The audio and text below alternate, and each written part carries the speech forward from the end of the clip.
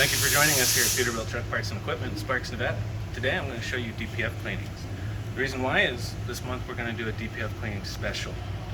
Now on my previous videos, I showed you DPF components and after treatment components.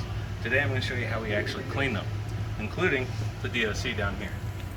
So we'll start with the DPF first. Now this is an already failed DPF. I don't have one out of an actual customer's truck that I can show you, but still a good example. So the first thing we do is we clean up the DPF casing. We look for part number because there is a baseline that we look at online to tell whether the DPF is good or bad. So we get the readings and then we do what is called a trap test. So we put the DPF on here, make sure there's no airflow that can get around it, and we turn this on, this trap tester. And then we look at the gauge right here. Now this is in inches of water. So when we look at our baseline, we compare it to this number. So this is reading 2.8.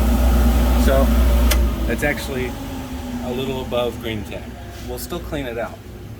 So once we're done with that, we'll come over here to this machine. This is the blaster that uses the air knife to clean it out.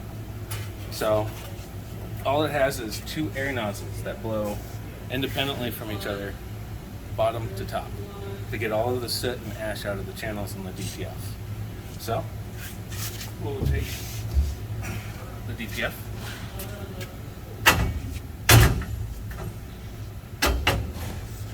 we'll put it in there, make sure it's in the right position, gotta make sure the arrows match up.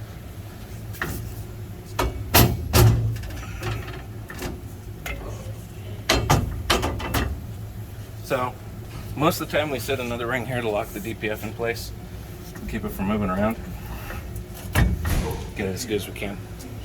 So now what we do is we make sure these air knives are in a good spot to get it cleaned. So we'll lower it down, probably about an inch, inch and a half, maybe two. And then we'll align it that way. These will come back on the inside of the DPF and actually get that clean. So once that's done, we'll close it up. We'll turn on this. And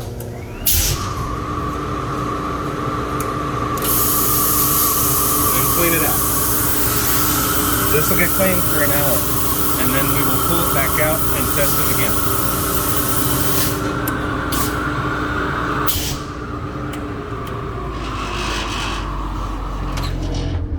So once it's done cleaning for an hour,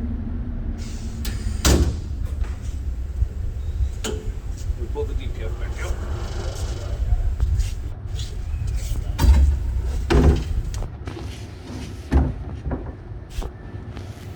And we'll trap test it again.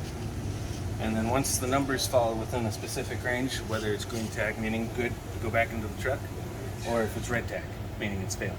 Sometimes DPFs get orange tag, and I'll show you what we do with those. So we'll move over to the kiln. So it's right over here next to this, where the soot gets handled after the DPF cleaning. There's a lot of precious metals in those DPFs. People like to save them. So here is the kiln. This is what bakes the DPF.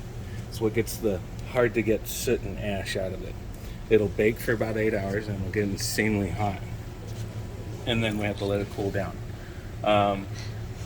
Once it's done with that, we'll put it back in the air knife, get it cleaned up again, then trap test it again. If it's within spec, you're good. We'll install it. Other than that, that's basically all we do to clean a DPF. If you guys have any questions, don't feel afraid to give me a call at 775-359-8840. My name's Ian. Just give me a call and I'll answer any questions you got. Thank you again for watching this video.